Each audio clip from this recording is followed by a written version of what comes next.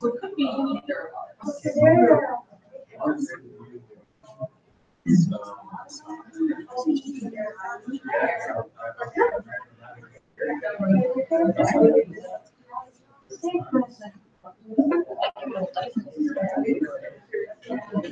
Este es nuestro vaso.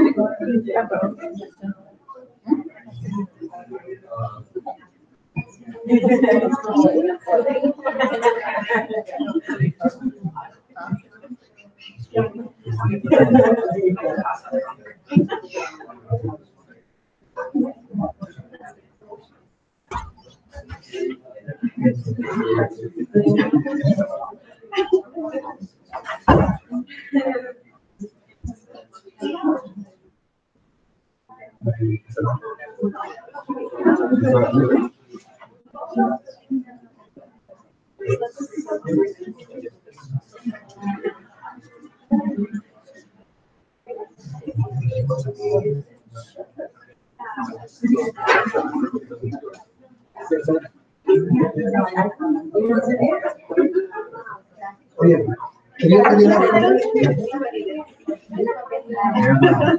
No, tengo, el que vuelvo no voy a poder decir, pero quería hablar arrinconado, que si podía usar.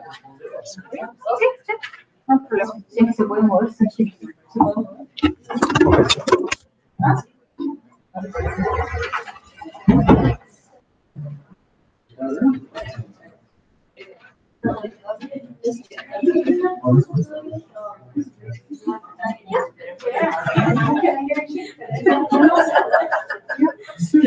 SGS Mahathir.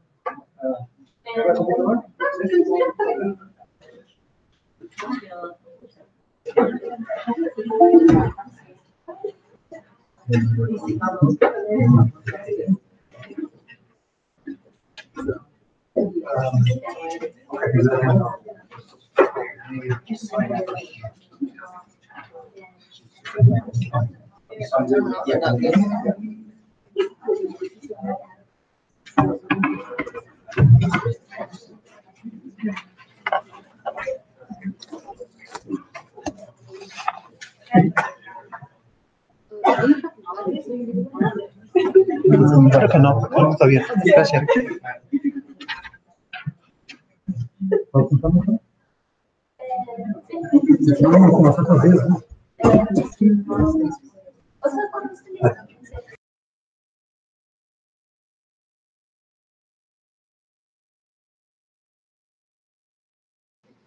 Pero cuando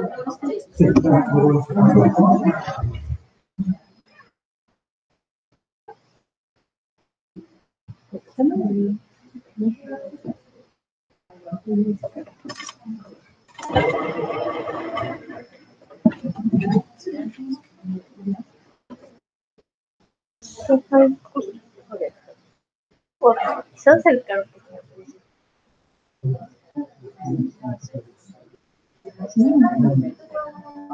Ah, bueno. Espera, no sale tomando.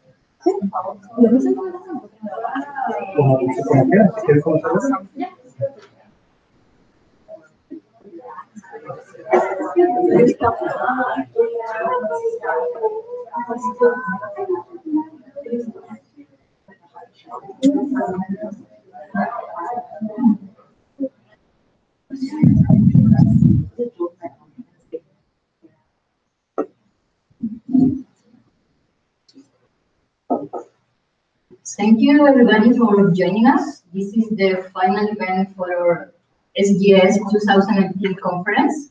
So we are happy to have you here to close this incredible conference, I would say.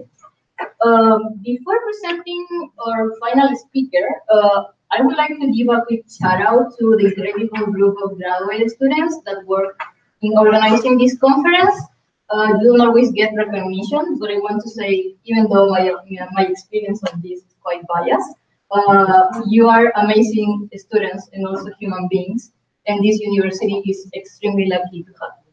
We love you, Javi. Well, now I have the honor to introduce our keynote speaker for today. We'll introduce Dr. William Robinson, who is a professor at the Sociology, Global Studies, and Latin American Studies here at the University of California in Santa Barbara.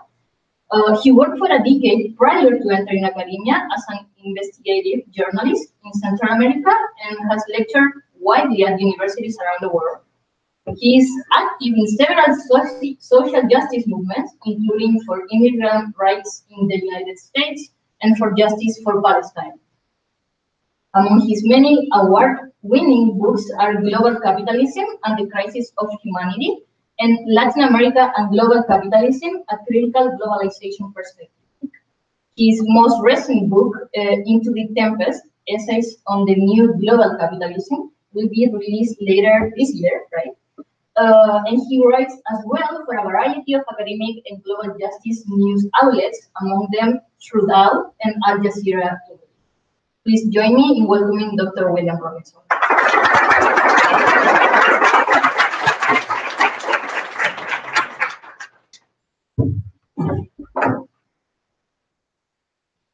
Good afternoon to everyone. Javiera, thank you for that generous introduction. Javiera was my student last year, and it was really a pleasant surprise to find that she had come up with from Chile for this conference. And thank you very much to the Society of Global Scholars for this invitation. And we had a chance to have dinner last night with the organizers of this conference. So I second the remarkable work and a fantastic group of global studies students we have here on campus. Let me say that another world is not only still possible, but more urgent than ever. We're facing an unprecedented global crisis. As you know, we have entered a period of great upheavals, of momentous changes, and of uncertainties. The World War II international order is now crumbling before us. We're facing the threat of World War III. It could break out in the Korean Peninsula, in NATO's eastern flank, in Iran, in other parts of the Middle East. We're facing destabilizing climate change. I mean, right here in Santa Barbara, we've had devastating fires and floods that took dozens of lives and displaced thousands. We're facing the rise of authoritarian, dictatorial, and 21st century fascist projects in the United States and worldwide. And in country after country, the social fabric is collapsing around us. The poor majority of humanity is facing what we can only call a crisis of social reproduction and of survival. And is this speaker catching that? But now we're also facing the specter of a new global economic collapse. And of course, in the face of all of this, resistance is ongoing. The fight back is breaking out everywhere. But here's the thing. We cannot effectively fight an enemy that we do not know and a system that we do not understand. Now, I'm going to talk about that system and where it's going. But let me say in advance, I don't want anyone, not my purpose, but anyone to get depressed when we analyze what's going on in the system. Totally to the contrary. The point here by analyzing the system and the dangers we face with regard to where it's going is so that we can be better informed in our own struggles from below. So I'm going to talk about global peace. Not a pleasant topic. But I want to say that beyond the headlines, we have to analyze what's going on structurally in the global capitalist system. And understanding global capitalism is a prerequisite for challenging it. And in turn, to understand the system and where it's at, we need to talk about the current crisis and about how global capitalism is at this time facing a massive new round of restructuring that has major implications for our struggles to bring about another world. So, if we want to contribute to bringing about another world, we must talk at the level of deep analysis. We must be able to think analytically. But beyond that, we need to talk theoretically about where the system is at, the system we're fighting is at. And I was talking with Jackie last night over dinner, and I didn't use this actual term, but we were commenting on how scholar activists have a whole lot of things to bring to and to contribute to as part of mass movements. And one of those is what we could call theory of people. So in this text, radical political economy is an indispensable tool for struggles from below. So when we talk about crisis, and I want to talk about the global crisis, in radical political economy, we talk about three types of crisis. One is cyclical. About every 10 years, there's a recession, almost like clockwork. It's what mainstream economists call the business cycle. There was one in the early 1980s, recession in the early 1990s, another one at the turn of the century. Then, of course, we had a different climate crisis in 2008. So the second type of crisis we refer to is structural crisis. And by that we mean it's so serious, the crisis, that in order for the capitalist system to resolve the crisis, you have to restructure the way capitalism is organized, its institutions, its regulations, how it functions. And structural crises like these break out about once every 40 or 50 years. So really the first recorded structural crisis was from the 1870s into the early 1890s. Was resolved by a new round of imperialism. Africa, at the end of that crisis, was colonized. So was the Middle East, a little later, and what remained in Asia independent was then colonized. The next big structural crisis, of course, you know, is the Great Depression of the 1930s. That resulted in a fundamental restructuring of capitalism as well. Then came another big structural crisis in the early 1970s. It is that structural crisis that led to globalization, to the neoliberal era of world capitalism. And 2008 is the start of the new worldwide structural crisis. But there's a third type of crisis. It's what we call systemic. And it's systemic, we say a systemic crisis, if the only way out of that crisis is to supersede the system itself. And it's very possible we're sliding from a structural into a systemic crisis, meaning the only way we, humanity, can get out of this crisis is by moving beyond capitalism. But let's say it more directly, overthrowing capitalism. So I want to focus in that context of the structural crisis that may be systemic on the notion of global police state and 21st century fascism. We must see global police state as a response to the unprecedented crisis of global capitalism. And when I say global police state, I'm referring to three interrelated developments. One is ever more omnipresent systems of mass social control, repression, and warfare promoted by the ruling groups to contain the real and the potential rebellion of the global working class and of surplus humanity. Secondly, and these are all interrelated, these three dimensions of what I mean by global police state, how the global economy itself is based more on the development and deployment of these systems of warfare, of social control and repression, simply as a means of making profit and continuing to accumulate capital in the face of stagnation crisis. And third, I mean by global police state, we move increasingly towards political systems that can be characterized as 21st century fascism, and in some cases, really even as totalitarian. So the crucial point here is that there is an increasing convergence around global capitalism's political need for social control and repression in the face of the breakdown of the system's hegemony, and its economic need to perpetuate accumulation, that is profit-making, in the face of stagnation and what we're going to call overaccumulation. Now, at this point, we must turn to some theory and some heavy analysis, and also to understand where we are at in 2018. We must take the story back several decades. Now, this turn towards global police state is rooted in what is a fundamental contradiction of capitalism. What I'm terming here overaccumulation. What does that mean? Technical term.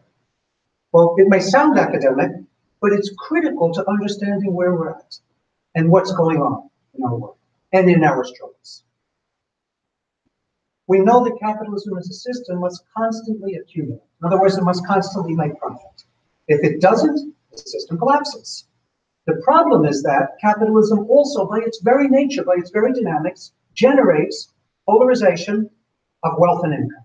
Inequality is endemic to capitalism itself. Its very nature, it generates massive inequality and polarization. Now, if capitalists cannot actually sell all of the goods they produce, everything that pours out of the plantations of the global economy, the factories of the global economy, the office buildings and service success systems of the global economy, they can't sell that. The technical term we uses unload it, get rid of it by selling it and making profit. Then they enter into crisis. And that crisis is what we call overaccumulation. So I'm a capitalist, I have $100 million. That's capital. I don't just sit on it and enjoy it.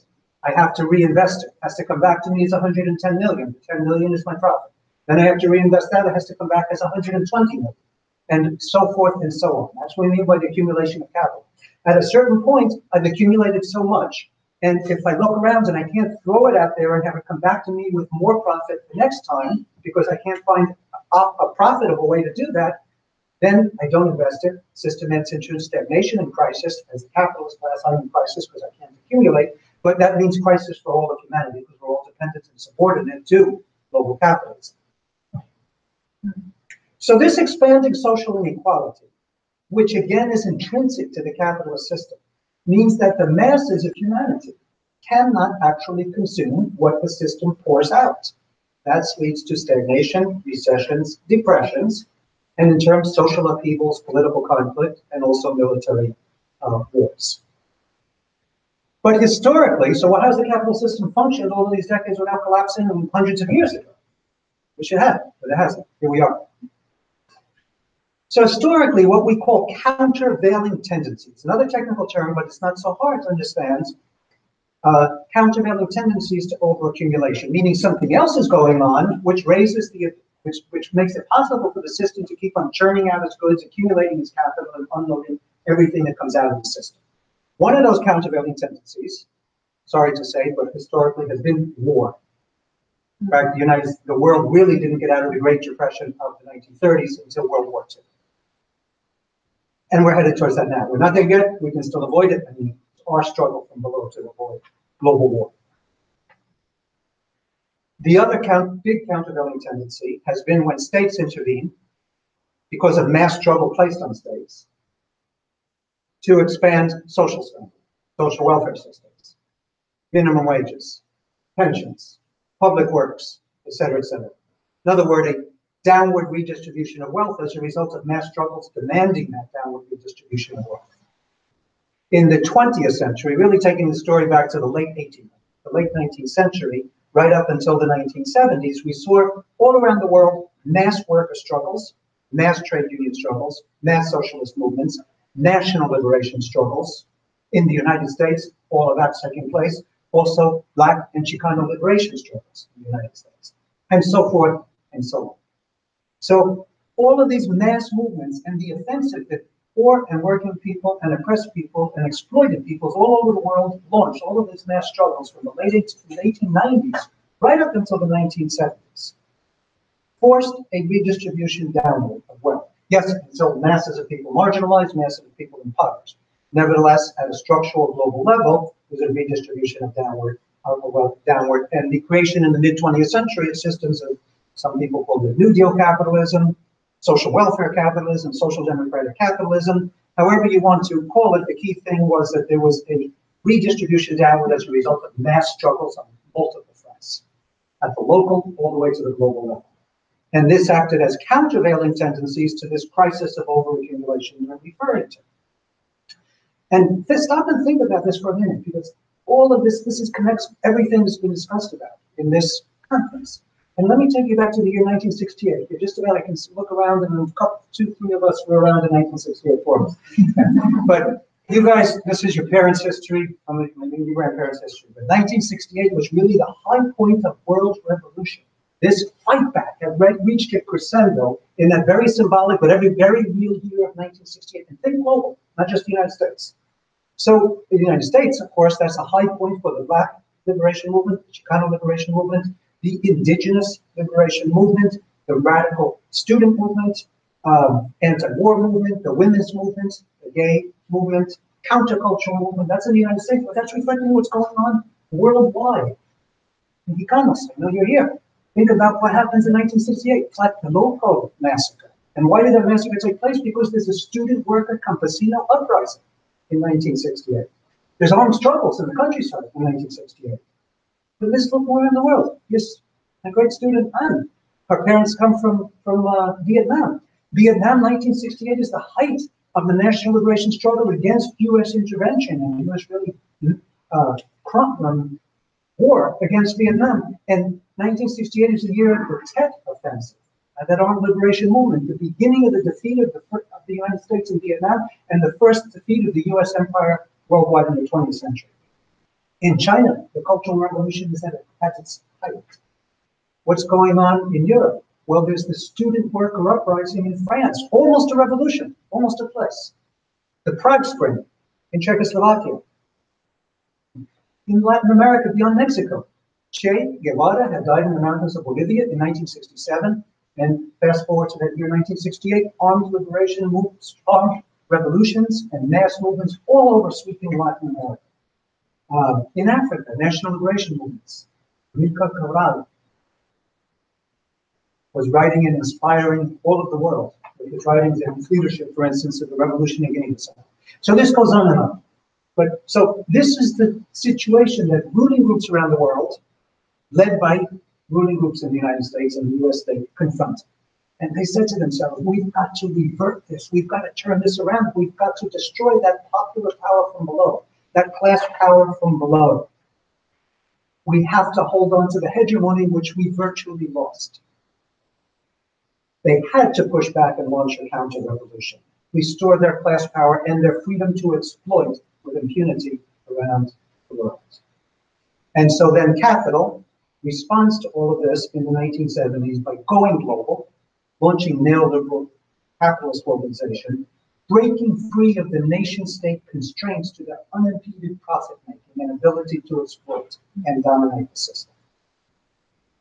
And so, in emerging transnational capitalist class and transnationally oriented elites set about to break the power of the popular and working poor majority around the world and to restore the class power of capital. This is globalization. But what happens? Because of that, from the 1970s and on, those countervailing mechanisms that helped attenuate this tendency of capitalism to totally polarize wealth and income, right? The countervailing tendencies were no longer operative. And so this, from the 80s, 1980s and on, we see unprecedented social polarization, unprecedented levels of inequality. You're all familiar with this data. 1% of humanity in the year 2017 owned more than 50% of the world's wealth. And 20% of humanity, that small portion of humanity that can survive and even prosper, some of them, in global capitalism, own 95% of the world's wealth. And the rest, 80%, rest of humanity had to make do with just 5% of the world's wealth. So given this extreme polarization of wealth and income, the global market cannot absorb the output of the global economy. This is the backdrop to the Great Recession of 2008, to the financial collapse, the onset of a new structural crisis of overaccumulation. And what better indicator do we have of this structural crisis than the fact that transnational corporations currently, in 2018, are awash in cash. All of this accumulated cash, they don't know where to invest it to continue making profit. Corporations have reported record profits in the last few years. Record profits. But they don't have any way to invest it. 2017, in the United States alone, just US-based corporations were sitting on $1.1 trillion in uninvested cash. And remember, they have to keep on accumulating that or else the system collapses. So as this uninvested cash accumulates, enormous pressures build up to find outlets for making more profit, outlets for unloading this surplus accumulated capital. So how do you profitably reinvest it? And those pressures are put by capital and by elites on states to find those opportunities. Moreover, extreme global inequality, such as the data I just put forward to you, generates great problems of legitimacy for governments around the world. This is part, and only a part of the story, of the rise of Trumpism and neo-fascist and far-right and authoritarian groups all around the world. These states are facing incredible crises of legitimacy, and in response, how do we respond to those crises of legitimacy? Well, there's us from below, of course, but there's also right-wing forces mobilizing from below in response to that crisis of legitimacy. So Trumpism in the United States reflects a far-right response worldwide to this crisis, involving repressive neoliberalism alongside a neo-fascist mobilization of the disaffected, often nativist sectors of working classes. But here's the catch on that. This repressive neoliberalism, it further restricts the market. It results in even more social polarization and inequality. It's exactly what's happening in the United States. The tax reform bill they just passed, the cutting of social programs, it's just going to make things even more unequal in the United States, and of course worldwide the same thing. So this far-right response only aggravates the underlying crisis of overaccumulation. So the question, the transnational capitalist class, what's it going to do? It has turned to two intertwined outlets for unloading the surplus in the face of stagnation. What are they? The first is what I term militarized accumulation and accumulation by repression. The bogus war on drugs, farcical war on terrorism, wars on immigrants, gangs, youth, the construction of border and containment walls. Of course, we know about the one right here, wall in Palestine, et cetera, et cetera. The expansion of prison, industrial, and immigrant detention complexes, deportation regimes, increased policing, and the military, other security apparatuses, all of this become major sources of state-organized profit-making at a time of stagnation. From 1998 to 2011, the Pentagon budget increased by 91%, and defense industry profits nearly quadrupled. And now there's a current massive expansion of the way. And I should correct myself, it's not defense industry. So we don't want to use our enemy's language. There's nothing about that industry which is defensive.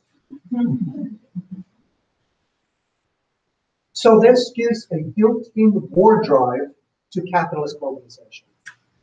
Historically, wars have pulled the capitalist system out of crisis and deflected attention from problems of legitimacy.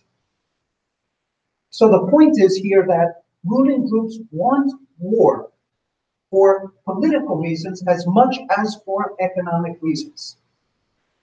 Now, this drift towards war is moving towards, and it's a key point, this drift towards war is moving towards a deadly combination with a new round of world capitalist restructuring through digitalization.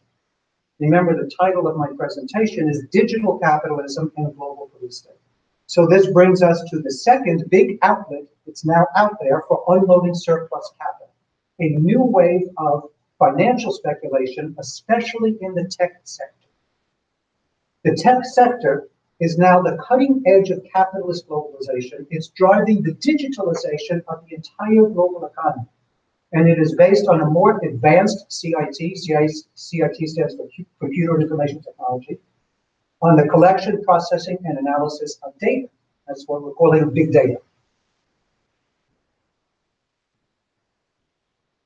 And the application of digitalization to every aspect of the global economy, crucially, including to war and repression. Investment in the tech sector was a mere $17 billion a year in the 1970s. Actually, the whole decade of the 1970s. By 2001, it surpassed $500 billion, and just last year, 2017, it surpassed $700 billion. So the tech sector, Silicon Valley, but there's now also Silicon Valley in Guadalajara, and in Mexico City itself, there's Silicon Valley in India, etc. So this tech sector worldwide becomes a magnet for attracting financial capital of the global investor class, just when they're accumulating capital and they don't have anywhere else to unload it.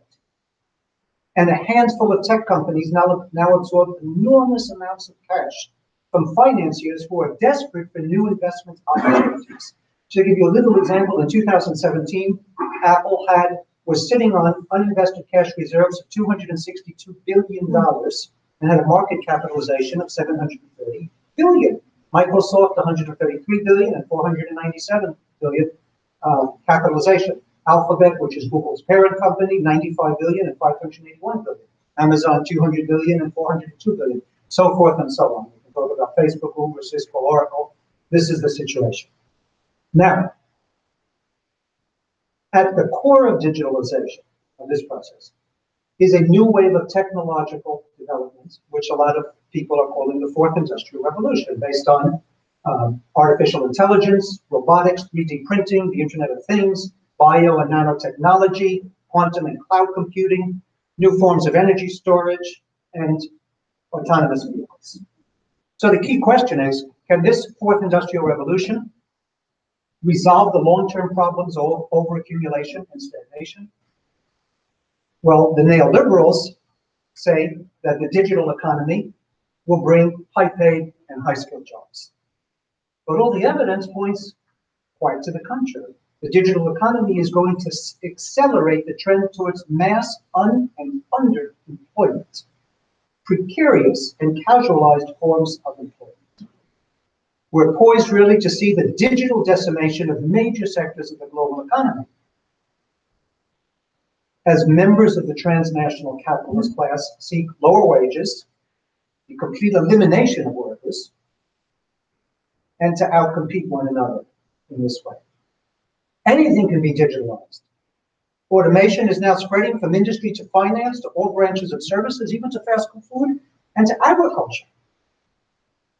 It's even going to replace much professional work, lawyers, financial analysts, accountants, doctors, journalists, underwriters, and librarians, maybe even professors. In the United States, the increase in jobs since 2005 has been almost exclusively in unstable, low-paid work arrangements. Amazon, you might know, has 230,000 workers. I was talking to Jackie last night, and they might go to Pittsburgh, and she was pointing out, working and poor people in Pittsburgh should ask if they really want Amazon. So it's 230,000 Amazon workers, and Jeff Bezos now has more than $100 billion. He's the richest man on the planet. Yet thousands of Amazon workers need food stamps and other forms of public assistance, even when they work full-time, just to survive. Nike Corporation has already said it is going to, in its own words, engineer the labor out of the product. In the Philippines, an army of 100,000 outsourced workers earn a couple of $100s a month, searching social media content on Google and on Facebook, but they're going to be replaced by digital technology. And millions or tens of millions of others all around the world that work in the call centers, data entry, software, and all of the different dimensions of the global service economy. So it's clear here that ultimately all the contradictions of capitalism become intensified in this new digital stage that we are entering. The emerging digital economy cannot resolve the problem of overaccumulation. It cannot resolve the crisis. It will only make it worse. So this is the key question. Where can the transnational capitalist class turn to continue to unload their ever-rising surplus accumulated? And this takes us to the core of my presentation. As digitalization concentrates capital and heightens polarization and inequality, this expands the ranks of surplus labor, and dominant groups turn to applying the new technologies to mass social control systems and repression in the face of the real and the potential resistance of the mass of humanity.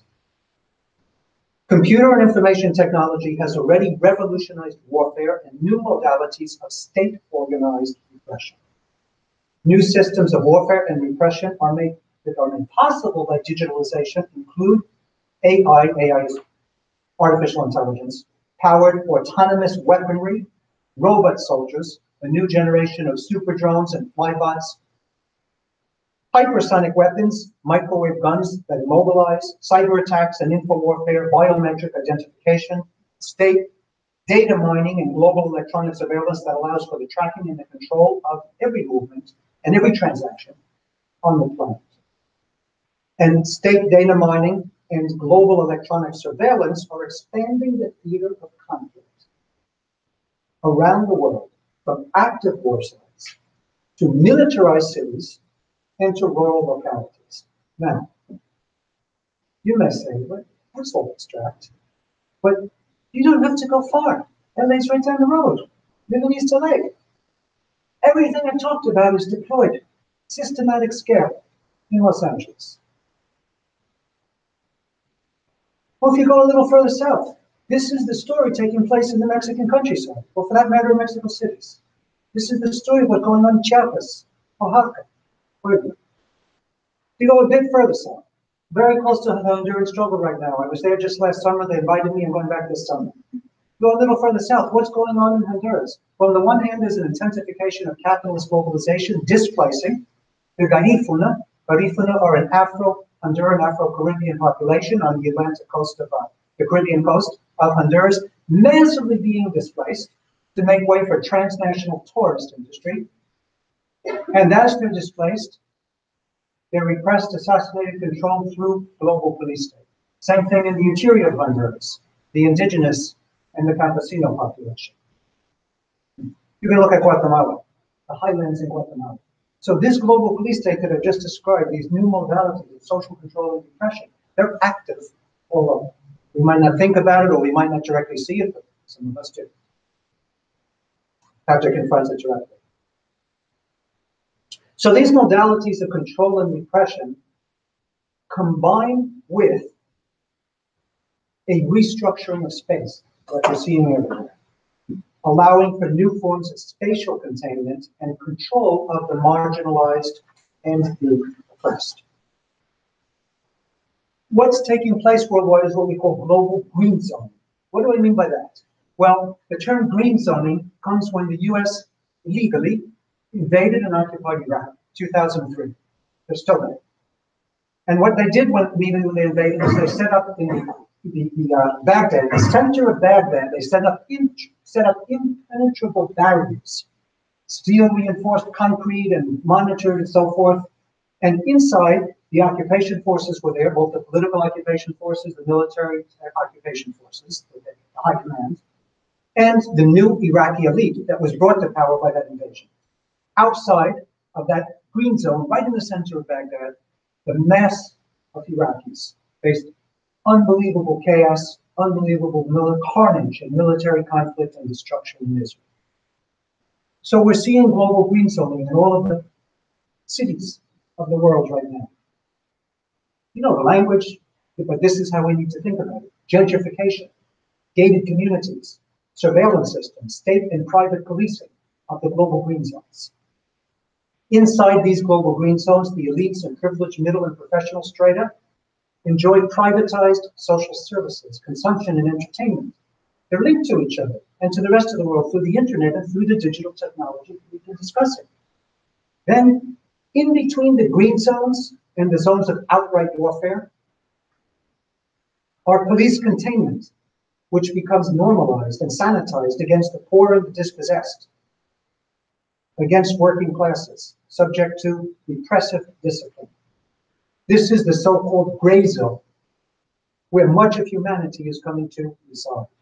And it's here where we have prison-industrial complexes, immigrant and refugee repression and control systems, the criminalization of the outcast communities, social cleansing of the poor, and don't forget capitalist schooling. And of course, omnipresent media and cultural apparatuses of the corporate economy and the capitalist state. So again, you might think, how does that have to do with 2018 with headlines? Just 3 days ago, this news took place in Denmark. This is Denmark. And here's a clip from the news hour. The Danish government plans to double the penalties for crimes committed in deprived ghetto areas.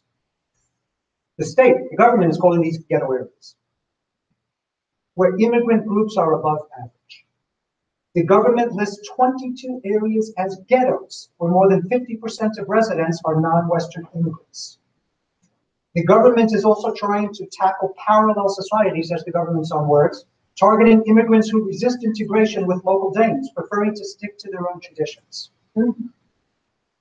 It estimates that 28,000 immigrant families live in a parallel society, and the proportion who do so reaches about 50% in ghetto areas, again, the government's own term. The largest ethnic group in that category is Somalis, 44%, and Lebanese, 41%. The area is listed as a ghetto area if its population matches at least 3 of 5 social criteria, which are, and listen carefully, 1, the population is more than 50% non-Western immigrant. More than 2.7% have criminal convictions. Unemployment is above 40%. Stop and think about that. Criminalized, but not just criminalized. Profiled and segregated and subject to a separate legal system if you're unemployed. This is what it means to say criminalizing the poor. If more than 50% only have a basic education, you deny people education, and then this is fascism. It's 21st century fascism. This is what the Nazis did. Average gross income is less than 55% of the average for the reason. So if you are poor, you are assigned to a ghetto area and you have a separate legal system which criminalizes you. This is what I mean by global police state emerging. And this is its linkage to the digital economy and the contradictions of capitalism and structural. That's the global grazing. In short, then, it's digitalization that allows for the creation of a global police state. And in all of this, the dual function of global police state is accumulation on the one hand, to just make profits, do it to make profits, and social control. And it is played out in the militarization of civil society and the crossover between military and civilian applications of these new technologies. And so the result is permanent low-intensity warfare against communities in rebellion, especially racially oppressed, ethnically persecuted, and other vulnerable communities. It's crucial here to reiterate that global accumulation strategies become linked to war and repression. And it is states that open up opportunities for capital accumulation through a wide range of policies and budget priorities, such as repressing immigrants, such as regressive tax reform, such as deregulation and social austerity. By doing that, you are sets of policies that open up these possibilities for capital. In fact, in many cases, generating conflict and repression of social movements and vulnerable populations around the world becomes an accumulation strategy. That is a strategy for making profit, independent of political objectives. And I want to remind you of this example because you're familiar with it, but you have to now connect the dots and see this big picture. Sure, you don't remember 1968 World War, but you do remember 2010 in Arizona, the first giant anti-immigrant law, 1070 was the name of that law. Okay. It signaled a new wave of repression in the United States and worldwide of immigrants. And then Arizona law, the anti-immigrant Arizona law 1070 had copycat laws all over the United States. Okay. But where did that law come from? Well, there's an organization called ALEC. It stands for American Legislative Exchange Committee. They meet 2-3 times a year. It brings together the CEO of the giant global corporations that work operating inside the United States, together with state and local elected officials, not federal officials. They meet several times a year, and in these meetings, it's the corporations that draw up draft legislation for the state level, hand it to the state officials and say, we will finance your campaigns, and you pass the bills we want passed.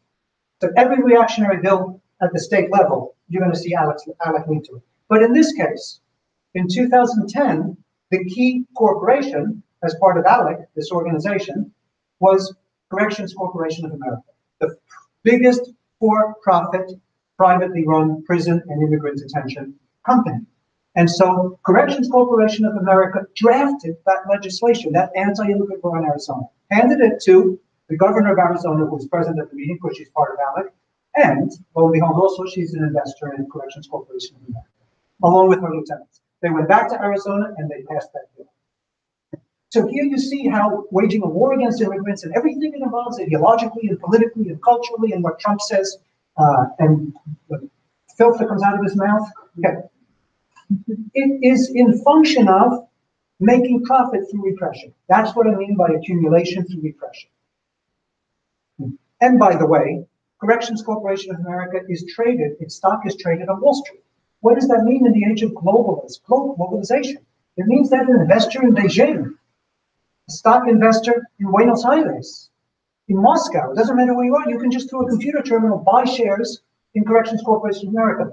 And so you can say, I don't even know what's going on in the United States. I didn't even listen to China, I don't even know what anti-immigrant means. I just know that this is making good profits, so I bought the stock. The day after Trump's victory, Corrections Corporation of America's stock increased by 40%, the value of its stock, because Trump had promised to deport 12 million immigrants. Geo Group, that's the second biggest for-profit company in immigrant detention and deportation. Its profits tripled the first 3 months of Trump's regime. 500 firms from around the world, including from Mexico, put in bids to build this so-called border. So here, it's not enough to simply say Trump and his social base are racist. Of course they are. Of course. But we have to analyze why and what it means. Sustaining profitability of war and of this war on immigrants. To sustain the profitability of the war on immigrants requires political and ideological campaigns to demonize immigrants and convert them into scapegoats for rising levels of social anxiety that is associated with downward mobility for the majority at time of global capitalist crisis. So racist discourse and policies become a functional model for accumulation by repression. Similarly, the exact same role is played by this farcical war on terror, terror in quotes. The war on terror is a vast program for global accumulation through militarization and through repression. It is, to use the more technical term, this war on terrorism, an instrument for dispossession of the majority of peoples around the planet for primitive accumulation. An instrument of primitive accumulation. Do you remember that Trump, while he was meeting with the Chinese president in Mar-a-Lago in April 2 of 2017, suddenly, according to his own accounts, interrupted his dinner to order the launching of a Tomahawk missile attack on Syria. Who produces those Tomahawk missiles? Raytheon. Raytheon has local headquarters right here, and down the road, almost a stone throw. Raytheon stock increased by $1 billion within a few hours of that Tomahawk missile attack.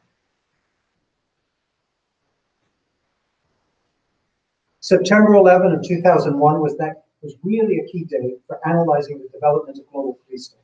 It paved the way politically and ideologically for a vast increase in militarized accumulation involving an increasing fusion of private accumulation with state militarization. Global weapons sales for the top 100 weapons manufacturers and military service companies. That's what they call them, military service companies, but the proper name for them are mercenary companies. They employ 15 million people worldwide. The US state contracted no less than 150 of these private mercenary companies in Iraq alone. So now as I move towards my conclusion, I want to deepen the analysis. So follow me in this. Global police state uses, in my analysis, 3 fractions of capital. What I mean by fractions of capital is capitalist class all over the world, but some are involved in industry, some are involved in finance, some in mining, some in agriculture. So there are 3 big fractions of capital I want to identify here that are fused around global police state in a combined process of financial speculation and militarized accumulation. And the transnational capitalist class through this are unloading billions of dollars into it. The first of those is financial capital, finance capital. We know that that's what results in millions of people losing their homes in 2008 and everything else, and gentrification, everything, finance capital is everywhere. But here what I want to emphasize is finance capital that provides the credit for investment in the tech sectors and in the technologies of global police state. Second fraction of capital here is the tech firms that develop and provide new digital technology for global police state. Ever since Edward Snowden, you guys were ready, adulthood, that's 2013 when he came forward, there's been a torrent of revelations on the collusion of the giant tech firms with US and other governments in the construction of global police state. And the third fraction of capital here is military industrial security complex capital. For instance, Corrections Corporation of America, private security firms, which apply these technologies to become an outlet for making profit through control and repression of rebellious populations. So if all of this sounds abstract to you, as I move towards my conclusion, let's look at a hands-on example. These 3 fractions of capital came together in repressing the Standing Rock Sioux border protectors in 2016-2017. Remember that the coalition of companies that were brought together was referred to as energy transfer partners, and they involved the banks, and they involved private security firms, and they involved the tech companies. And they fused with state repressive apparatuses, both local police, National Guard, and federal forces. And then the federal government hired Tiger Swarm. What's Tiger Swarm? A private security firm that had been created in 2003 so it could be contracted out by the US government to operate in Iraq. Was hired by Energy Transfer Partners to unleash what, in Tiger Swarm's own words, is counterinsurgency and counterterrorism against the indigenous protesters and their allies. And they unleashed that counterinsurgency and counterterrorism, in quotes, together with the state and federal forces. And nearby, very nearby, Wyoming, we have white militia, white fascist militia. Remember Bundy? Bundy and his white fascist militia, when the FBI came to say you had to pay taxes on this federal land, and then they all surrounded the FBI with weapons, and then the FBI said, okay, we're gone. And then he was never convicted in court. What if they were black or indigenous or Latino? Would have been a massacre. And not a massacre of FBI, a massacre of FBI. But they were nearby, and they declared, we're going to go to standing army. We're going to join those Titus I private security firm and all the state firms. When you have a fusion, and this, I researched, scholarly research on what fascism means, because you can't just throw the term around at anything. Police abuses you, it's fascist. Okay, maybe it is. But you have to be careful when you use the term. And so I'm using it carefully. But you truly have a fascist system when you have a fusion of a reactionary and repressive state, and we now have that in the United States, with a mobilization of fascist forces in civil society. And then that fascist forces in civil society have a paramilitary expression which links with the state. That is a formula for fascism. What happened in Italy, that's what happened in Germany. So in conclusion, we have a dangerous spiral, dangerous contradiction. Digitalization throws more and more workers into surplus humanity on the one hand. So we have a rise in surplus humanity, and even if you're not surplus humanity, if you're working, ever more precarious forms of employment, which require repression and discipline of those that actually are working. So ever more levels of social control.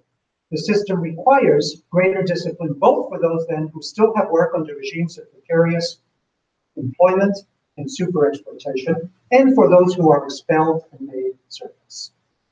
The militarization of our cities, when I say ours, I mean worldwide.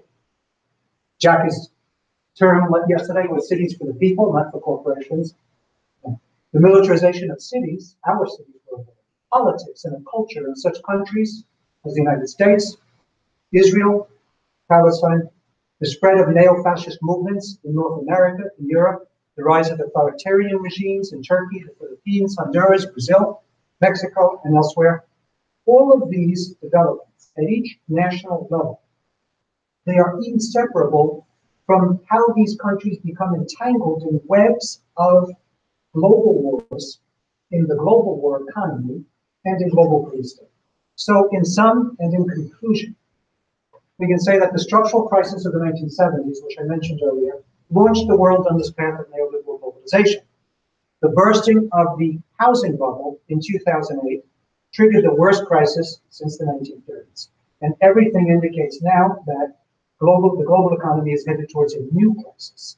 And my fear is that this next crisis may cement the fusion of digital economy with global police state, absent a change of course forced on the system by mass mobilization and popular struggle from below.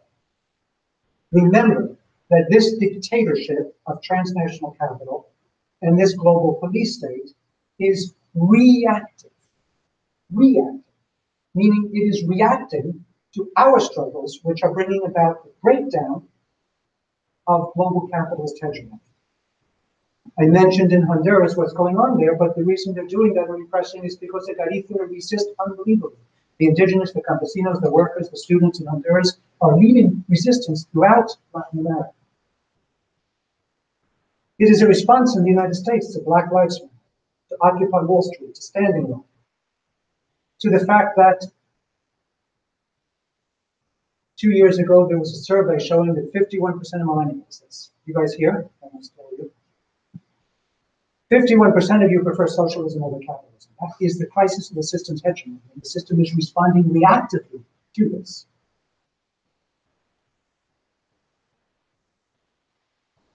This crisis of the system's hegemony, which we are facing, is the first step that we need for us to construct a viable counter-hegemony, an anti-systemic alternative, that new world, that other world which we are talking about.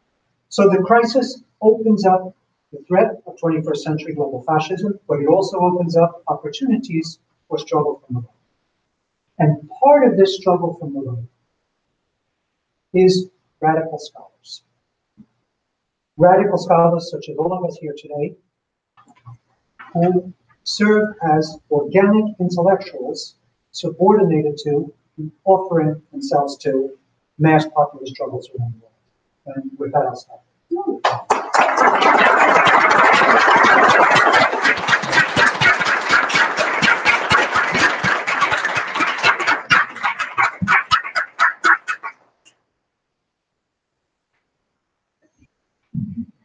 Well, thank you so much, Dr. Robinson, for that enlightening talk. We have around 15 minutes for some questions. Yeah. So since it's only 15 minutes, I would like to open the floor immediately. If you all have questions, just raise your hand and I will come with it. All right, let me think of my question while I ask it. Okay, that's good to see you. So with the global police state and the increasing powers of its digitalization, it seems to foreclose the idea or the possibility of the barricades. And so I guess my question is what sort of challenges I guess what are the challenges that we have in building a counter-hegemonic movement? Particularly when mass movements have the difficulty of being able to gain traction in policy circles. Even something that's slightly radical, like Bernie Sanders running for president, has no elite support. And the fact that counterinsurgency itself is used as a method to prevent popular democracy. One thing that you didn't mention is, or maybe it was kind of alluded to, was that the popular mass movements of 1968 ended up in the neoliberalism of Thatcher and Reagan. And I guess maybe I'm just hoping to hear a little bit more about any sort of hopeful account of how we can mobilize ourselves democratically.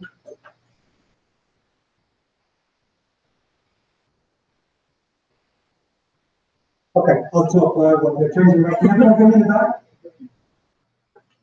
Crucially important question. And obviously we can spend the next hour and a half for all of the conference just exploring that.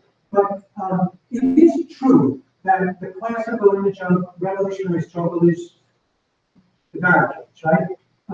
And it's absolutely the issue. I mean, I'm someone in the last panel, or saying in the last panel, and speaking to you out there now that was saying, you know, we have to also, I mean, the armed struggle is most certainly still legitimate, absolutely.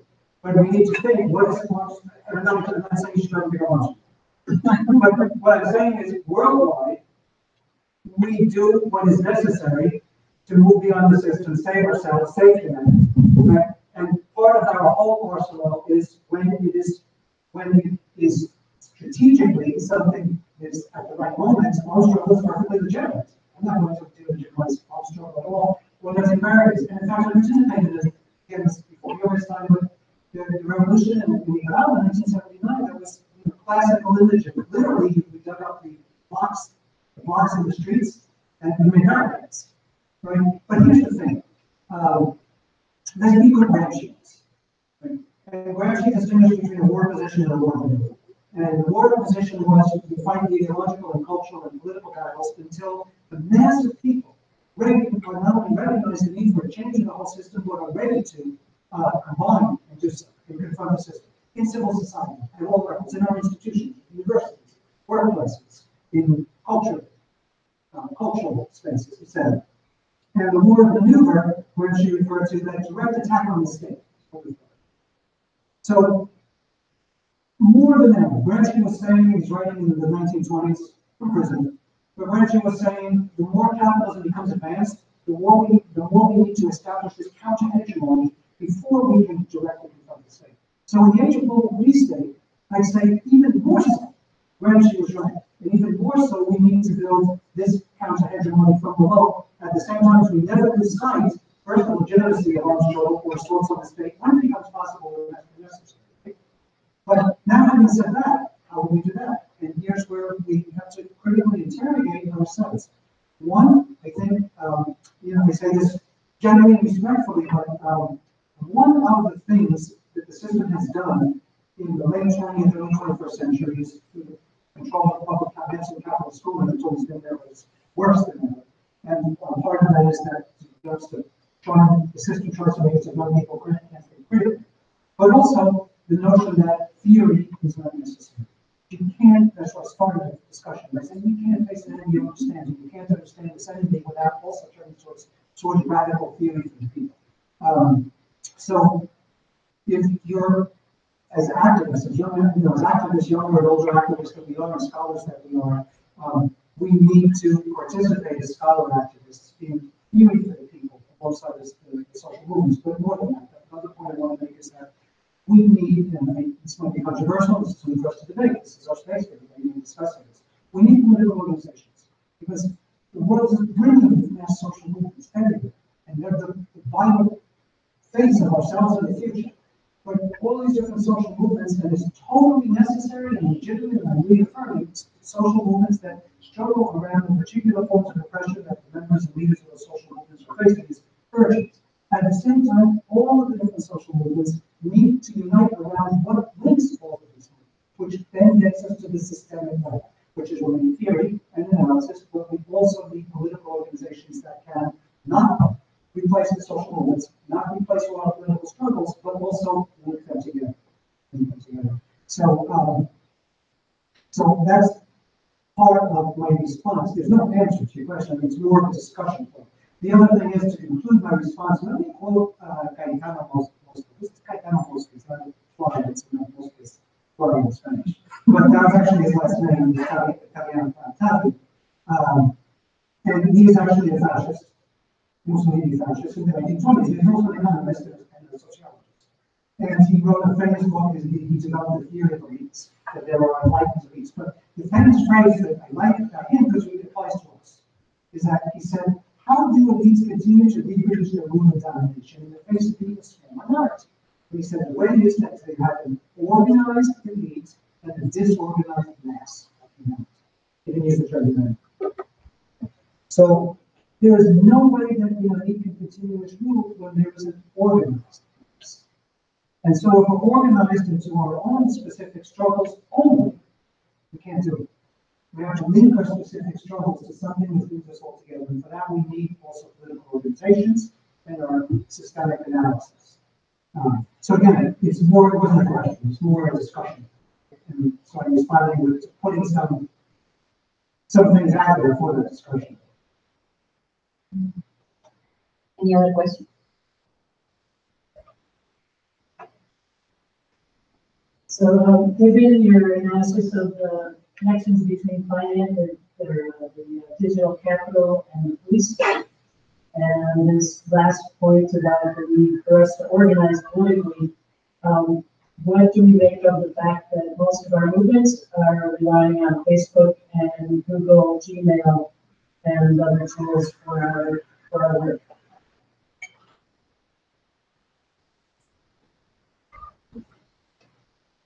So I just put in the context of that question of my great friend, colleague, and colleague before. Last night at dinner, she opened up my eyes to this. I had actually thought of that, right? Which was pointing out that all of our movements, we rely on Twitter and on Facebook and on social media, which is run by and owned by these giant global corporations that are pleasing the global state, and which are the enemies of humanity, really. And we're relying on that technology. And then, Jack, you weren't here for that. We got some fresh air at the time. There was the panel from 3 to 4:30, and then the guy that made it come into that panel is not here. Someone that said, I'm struggling still. I think it come up from UCLA. Like, yeah, so I don't see him. But he made the same comments, actually. That the other turned off when Twitter and Facebook now were using it at a critical moment of challenging the power of the groups and the state. Simply turn on Twitter for us and turn on Facebook. So Jackie was coming to me, or Professor Smith, Jackie, was commenting to me at dinner that we need to create alternative forms of our social networking that we control. And I couldn't agree more. But then she pointed out that when she brings that light to the activists, to the social movement activists that she's working with, they say, no, but we all use it and don't take it fully seriously. So you opened my eyes to that. So I guess my only response here is that absolutely we have to start thinking about that. That if we're relying on these global corporations for the way that we organize and carry through our struggles, we really need to think that through. We really need to think about alternative forms of our network. So I hope that's a satisfactory response. You want to follow up? Well, people are probably a little depressed. May 1st, people link, May1st.org. You can find out a resource for it's an organization, a radical technique group that is trying to respond to this problem. I think we have time for one more question. A bit shy.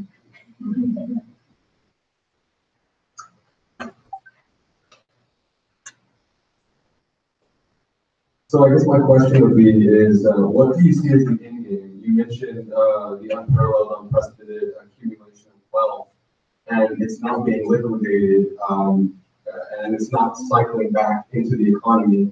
So do you see like universal basic income as like a viable option, or what do you see as the end game for that?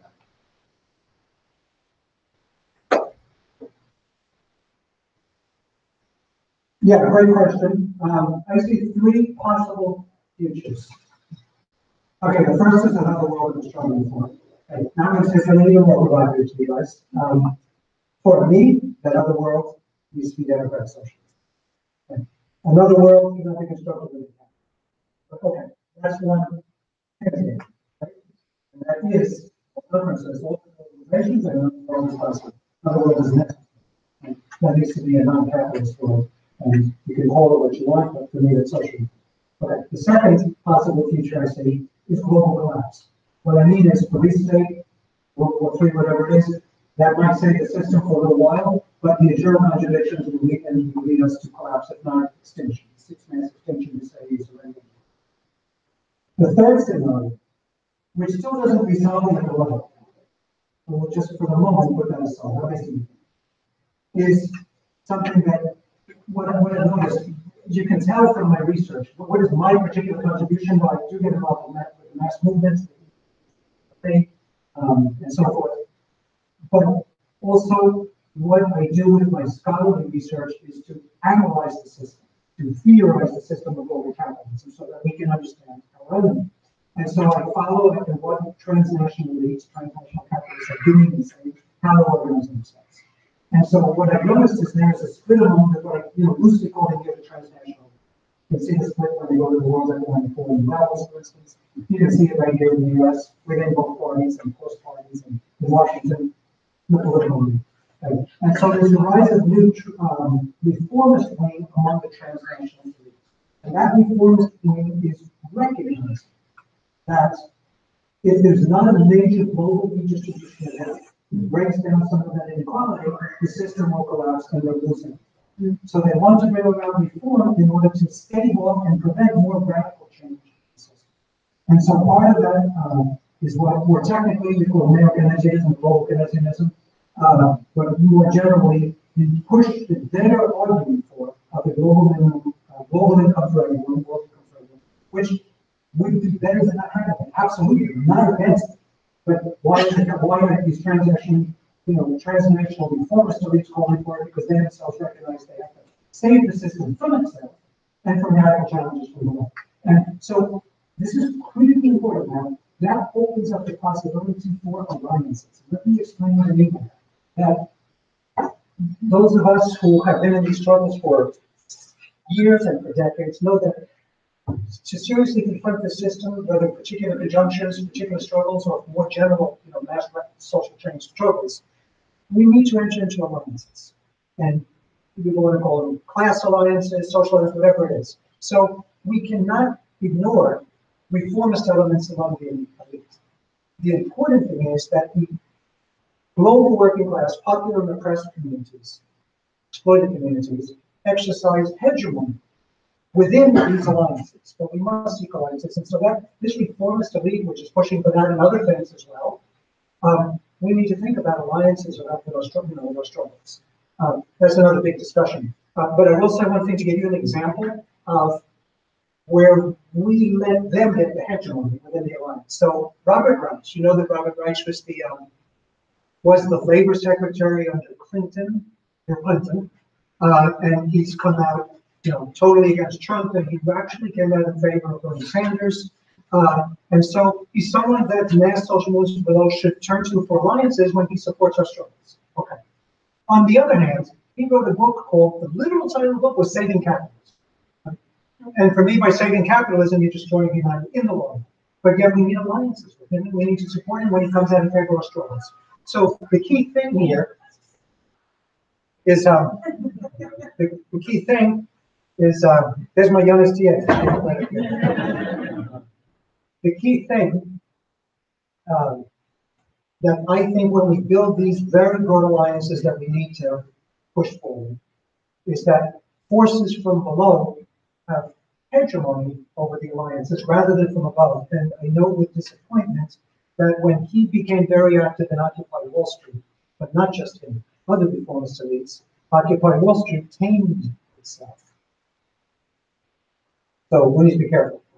But that's a larger comment on but anyway, I didn't really answer the question. A universal minimum wage might resolve the problem of overaccumulation and stagnation momentarily, but the larger contradictions will continue to manifest themselves.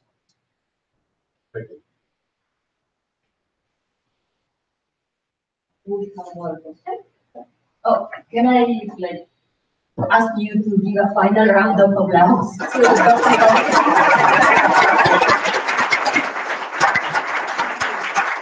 And now I'm going to give my teacher to ask an announcement.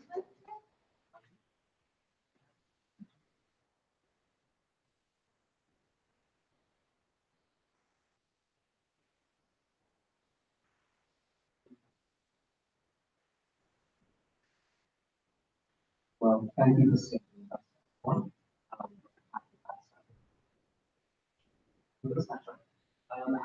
As we finish up this final session of the day, hoping to give the last word to some of our conference presenters in the room on the basis of the perspectives that you brought to this conference. Wondering if you'd like to respond to Dr. Robinson's lecture or make any comments really on the themes and ideas that we explored over the past couple of days.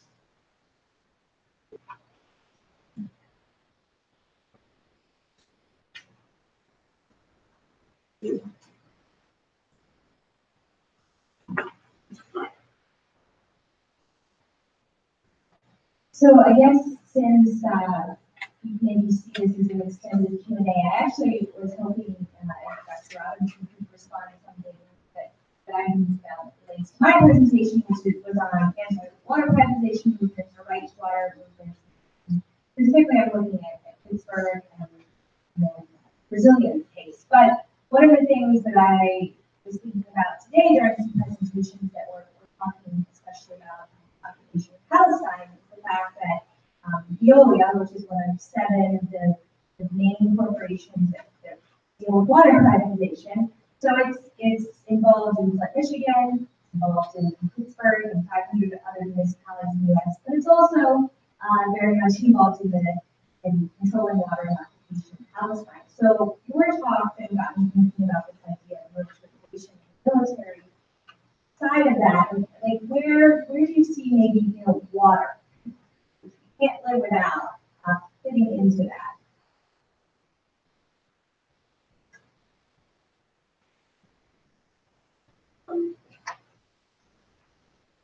And one of the things that has happened in the last few decades as part of capitalist globalization is that there are very few remaining spaces that are outside of capital and capitalism. One of them has been water, really these but still what remains of public education, of public health systems, of water and utilities. And so capital has invaded those spaces through the privatization of water is worldwide. Some of you may remember the film Even the Rain, because at one point Bechtel went to Bolivia and they privatized the water system to Bechtel, this global, global corporation based in San Francisco. And then Bechtel declared, well, you can't capture raindrops and some of them are actually part of our private water. There's rebellion and Bechtel had to leave and it was turned into public once again. But that's what's going on, is that invading these spaces. So the remaining spaces that have not been commodified and turned into what we can call spaces of capital, right? So our struggles are very much part of our struggles, and critical to them are reconquering these spaces that have, and turning them, removing them from spaces of capital. And on that regard, water struggles are really, really central, central to that. And they say also that the wars of the 21st century are going to be wars over water. But I think that's partly true because it's a scarce, something scarce, but it's more so that water is an area that massively can be still space that capital is trying to occupy. So I think that goes back to saying previously that our particular struggles, we move these spaces from capital, even if we haven't overthrown capitalism. And water is at the absolute cutting edge. We have time for one more question for the response. Anyone have? Go ahead. Thank you. Other than your huge contribution to literature, Professor Robinson, what do you do on a day-to-day basis to resist global capitalism in that it has infiltrated into the clothing that we wear? And what advice do you have for all of us that we can start doing now? Of course, that's another speak for collective discussion. And I assume you didn't mean us, right? Us working. Yeah. Well, I tell my students, I know a number of my students are here today, and then come to my classes and say, what can we do? And I always answer with a couple of things. First, and of course, there's also leaders of leaders of movements here, which are way beyond what I'm about to suggest. But anyone and everyone that realizes the plight of humanity and the struggle of the oppressed and the exploited. First of all, share this knowledge with your family, your friends, your communities. And that's part of that struggle around counter-hegemony, building up a counter-hegemony. So I say my students, leave this class and share all of this.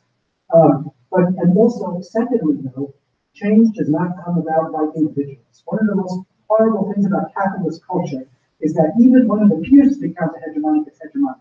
It's hegemonic because they're superheroes, and they individuals bring about this change, right? And masses are passive. So why I'm saying that, because join any organization, we have to be organized. It doesn't matter what it is. It can be a local social change movement, a local human rights movement, it can be a Baptist political party. It doesn't matter what it is.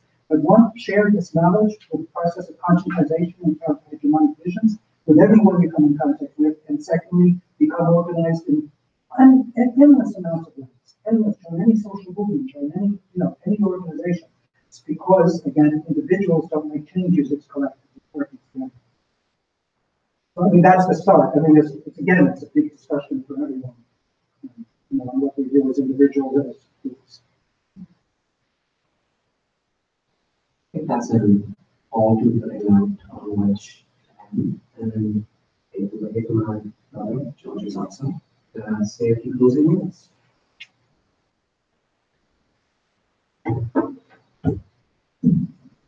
It's great to see so many people here this late sticking around for what's been a hectic yet regenerative and emotionally charged two-day conference.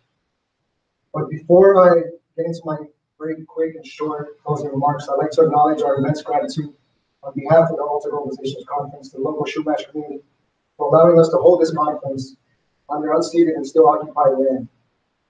It is our hope that the dialogues and community building and exchange of ideas cultivated in this space over the last 2 days contributes to the decolonization and liberation of the Shumash community and beyond. I also would like to thank the staff here at Mosher House for the hard work they've been putting in, cleaning the facilities prior and after our use, So please do not make it harder on them, and as it already has to be, and clean up after yourselves following this reception and the one hour after the closing remarks. And lastly, I'd like to thank my fellow co-organizers who have put aside the scholarly work for the last few months and committed countless hours to see this project through. Javier Madrid, Mercedes Salzman, Sylvia Cifuentes, Pratik Raghu, Leila Sanusi, and Amir Sabat. And what a conference it would be without our very own on-site coordinator. Shout out Dallas Bennett in the back. You all should be immensely proud of the amazing work we've done. Let's give it up for the organizers.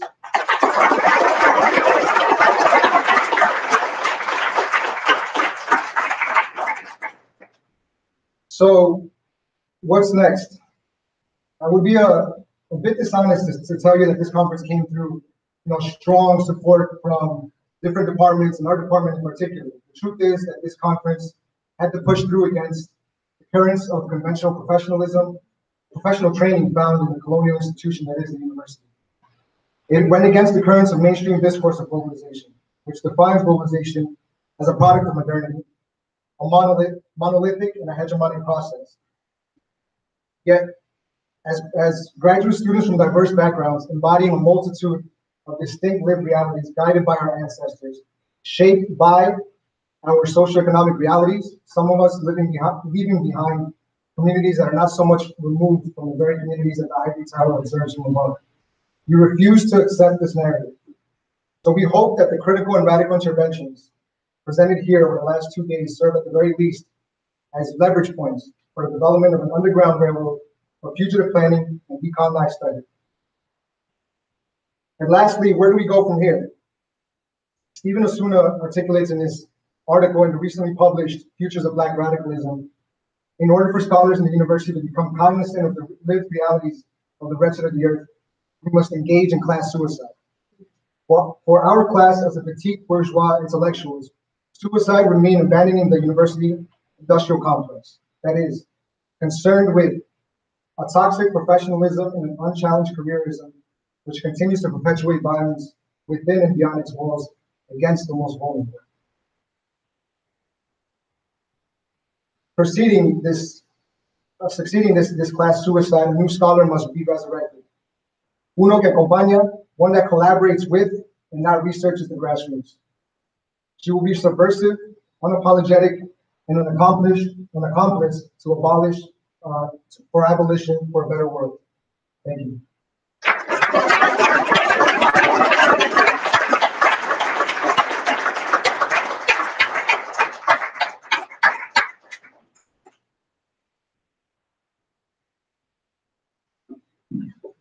All right, folks, the coffee is right outside the door.